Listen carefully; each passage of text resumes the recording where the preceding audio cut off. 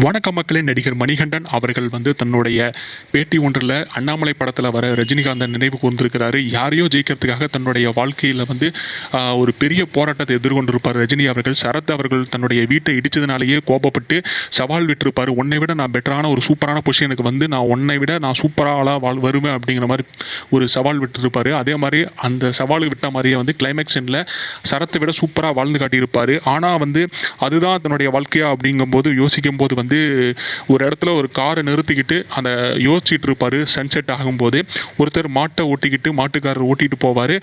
உங்களை கட்டி போட்ட பின்னாடி நான் நிம்மதியாக தூங்க போகிறேன் அப்படிங்கிற மாதிரி சொன்னதுமே யாரையோ ஜெயிச்சுட்டு நாம் வாழ்க்கையை ஜெயித்த மாதிரி நாம் நினச்சிட்டு இருக்கிறோம். ஆனால் உண்மையை சொல்லணும்னா என்னுடைய வாழ்க்கையை நான் வாழாமல் விட்டுட்டேன் அப்படிங்கிற மாதிரி கண் கலங்குற மாதிரியான சீன் ரொம்ப ஒரு நெருக்கமான சீன், மனதுக்கு நெருக்கமான சீன்.